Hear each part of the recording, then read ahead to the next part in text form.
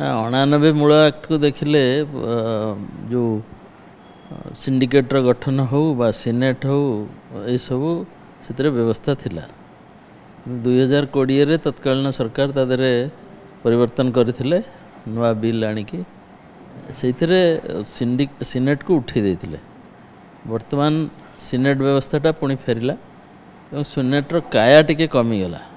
କାୟା କମିବାର ଉଦ୍ଦେଶ୍ୟ ହେଲା ମୁଁ ଯାହା ବୁଝିଛି ସରକାରୀ ଲୋକଙ୍କଠୁ ଯେ ସବୁ ଷ୍ଟେକ୍ ହୋଲ୍ଡର ମାନେ ରହିବେ କିନ୍ତୁ ଯେଉଁ ସଂଖ୍ୟାରେ ରହୁଥିଲେ ସେଇ ସଂଖ୍ୟାରେ ରହିବେନି।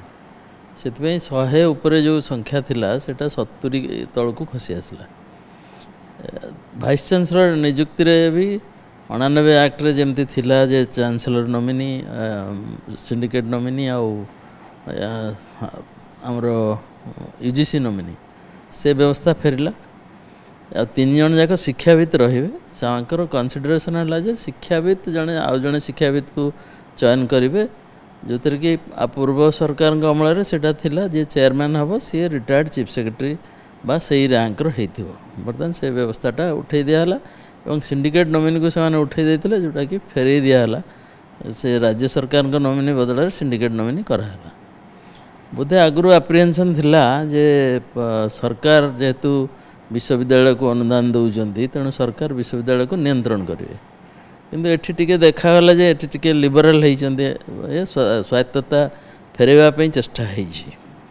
ତାପରେ ସିନେଟ୍ ଯେଉଁ ଅଛି ସିନେଟ୍କୁ ଉଠାଇ ଦେବାର କାରଣ ଯାହା ମୁଁ ଆଲୋଚନାରୁ ଶୁଣିଥିଲି ଯେ ସିନେଟ୍ର ମିଟିଂ ବସେନି, କିନ୍ତୁ ମିଟିଂ ନ ବସିବା ଅର୍ଥ ନୁହେଁ ସିନେଟ୍ଟାକୁ ଉଠାଇ ଦେବା। ଧରନ୍ତୁ ରାଜ୍ୟସଭାର ମିଟିଂ ହେବ ନାହିଁ, ତାମାନେ କ'ଣ ରାଜ୍ୟସଭାକୁ ଉଠାଇ ଦେବା? ସେମିତି ସିନେଟ୍ଟା ନ ଉଠାଇକରି ସଂକୁଚିତ କରିକି କରିବାଟା ଠିକ୍ ଥିଲା, କିନ୍ତୁ ଯେହେତୁ ଉଠାଇ ଦେଇଥିଲେ ତାକୁ ଏମାନେ ପୁଣି ଫେରାଇ ଆଣିଛନ୍ତି। ଆଉ ଗୋଟେ ବଡ଼ ବ୍ୟବସ୍ଥା କରିଛନ୍ତି, ଅଧ୍ୟାପକ ଅଧ୍ୟାପିକା ଚୟନ ଯେଉଁ ହେବ ସେଇଟା ବିଶ୍ୱବିଦ୍ୟାଳୟ ସ୍ତରରେ ହେବ। ସେଇଟାକୁ ମୁଁ ସ୍ୱାଗତଯୋଗ୍ୟ ପଦକ୍ଷେପ ଏଇଥିପାଇଁ କହିବି, ଗୋଟେ ଯୁକ୍ତି ଥିଲା ଯେ 17ଟା ବିଶ୍ୱବିଦ୍ୟାଳୟରେ ଯଦି ପଦବୀ ବାହାରିବ 17ଟା ଜାଗାରେ ଗୋଟେ ପିଲାକୁ ଆପ୍ଲାଏ କରିବାକୁ ପଡ଼ିବ। ଏମିତି ଗୋଟେ ଜାଗାରେ ଆପ୍ଲାଏ କରୁଛି ସେଇଠି ସିଲେକ୍ସନ୍ ହେଉଛି। ସେ ଯୁକ୍ତି ଗୋଟେ ପ୍ରକାର ଗ୍ରହଣୀୟ ହେଲେ ସମ୍ପୂର୍ଣ୍ଣ ଗ୍ରହଣୀୟ ନୁହଁ। ହଁ ନା ସମ୍ପୂର୍ଣ୍ଣ ଗ୍ରହଣୀୟ ଏଇଥିପାଇଁ ନୁହେଁ, ଗୋଟେ ପିଲା ଥରେ ଚାନ୍ସ ନେଲା OPSCରେ ଥରେ ପରୀକ୍ଷା ଦେଲା, ଯଦି କଟିଗଲା ଗଲା, କିନ୍ତୁ ଏମିତି 17ଟା ଥର ପରୀକ୍ଷା ଦେବ କେଉଁଠି ହେଲେ ପାଇଯିବ। ତେଣୁ ଉଭୟ ଯୁକ୍ତିରେ ସଙ୍ଗତି ଅଛି, ଉଭୟ ଯୁକ୍ତି ଯୁକ୍ତିଯୁକ୍ତ ଅଛି।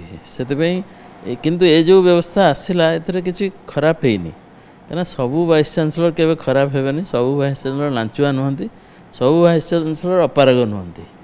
ତେଣୁ ସମସ୍ତଙ୍କୁ ଗୋଟେ ଅଧେ କେଉଁଠି କ'ଣ ଦୁର୍ନୀତି ହେଉଥିବ କି କ'ଣ ହେଉଥିବ ତା'ର ଏଭିଡେନ୍ସ କ'ଣ ଜଣା ନାହିଁ, ତା ଅର୍ଥ ସବୁ ଭାଇସ୍ ଚାନ୍ସେଲରକୁ ଚୋର କରିକି ସେ ବ୍ୟବସ୍ଥାଟାକୁ ହଟେଇ ନେବା ଏଇଟା ଟିକେ ଠିକ୍ ଲାଗୁନଥିଲା। ତେଣୁ ବର୍ତ୍ତମାନ ପରିପ୍ରେକ୍ଷୀରେ ସେଇଟାକୁ ପୁଣି ଥରେ ଏମାନେ ଯେହେତୁ ଦେଇଛନ୍ତି, ଯେଉଁଟାକି ଡିସେଣ୍ଟ୍ରାଲାଇଜ୍ ଯେଉଁ କହୁଛନ୍ତି, ନା ଆମକୁ ଥରେ ଅପେକ୍ଷା କରିବାକୁ ପଡ଼ୁଥିଲା। ଆମେ ଗଲା PSC ଯେଉଁ ନିଯୁକ୍ତି ଦେଇଥିଲା ଆମେ ସେଥିରେ ଜମା ପଦବୀ ପାଇନଥିଲୁ, ଗୋଟିଏ ଜିଓଗ୍ରାଫି ପ୍ରଫେସର ପାଇଥିଲୁ। ପପୁଲେସନ୍ ଷ୍ଟଡ଼ି ଗୋଟେ ପ୍ରଫେସର ସିଲେକ୍ଟ ହେଇଥିଲା, ସେ ରେଭେନ୍ସାରେ ଜିଓଗ୍ରାଫି ପାଇଗଲେ, ସେ ସେଠି ରହିଗଲେ। ତେଣୁ କଟକ ଭୁବନେଶ୍ୱରରେ ନିଯୁକ୍ତି ହେଇଗଲା, କିନ୍ତୁ ବାହାରେ ନିଯୁକ୍ତି ହେଲାନି। ସେଥିପାଇଁ ବାହାରେ ଯେଉଁ ୟୁନିଭର୍ସିଟି ମାନେ ରହିଲେ ସେମାନେ ସଫର କରିଯାଉଥିଲେ। ବର୍ତ୍ତମାନ କ'ଣ ଯେଉଁ ୟୁନିଭର୍ସିଟିରେ ନିଯୁକ୍ତି ସେଇଠି ହେବ। ଅବଶ୍ୟ ଗୋଟେ ସମ୍ଭାବନା ଅଛି, ଏଠି ଯଦି ଜଣେ ପିଲା ପାଇଛି ତାପରେ ରେଭେନ୍ସାରେ ପାଇଗଲା ପଳେଇ ଯାଇପାରେ, କିନ୍ତୁ ତା ଅର୍ଥ ନୁହଁ ବ୍ୟବସ୍ଥାଟାକୁ ପୁରା ବନ୍ଦ କରିଦେଇକରି ଖାଲି ରେଭେନ୍ସା, ଉତ୍କଳ, ରମାଦେବୀ ଆରେ ପୋଷ୍ଟିଂ କରିବା, ବାକି ବାହାରେ କରିବା ନାହିଁ। ଆଉ ଗୋଟେ ଯୁକ୍ତି ଥିଲା ଯେ ସେମାନେ କହୁଥିଲେ କ'ଣ କେସ୍ କୁସା ହେଉଥିଲା ୟୁନିଭର୍ସିଟି ଲେବୁଲରେ, ସବୁ କ୍ଷେତ୍ରରେ କେସ୍ ହେଉନଥିଲା। ଏମିତି କେସ୍ ହେଲେ କ'ଣ ହେଉଛି, ସେ ବିଷୟରେ ପୁରା ବନ୍ଦ ହେଇଯାଉଛି ନିଯୁକ୍ତି, ସାରା ଓଡ଼ିଶା ବନ୍ଦ ହେଇଯାଉଛି, କିନ୍ତୁ ସେମିତି ଗୋଟେ ୟୁନିଭର୍ସିଟିରେ ବନ୍ଦ ହେଉଥିଲା।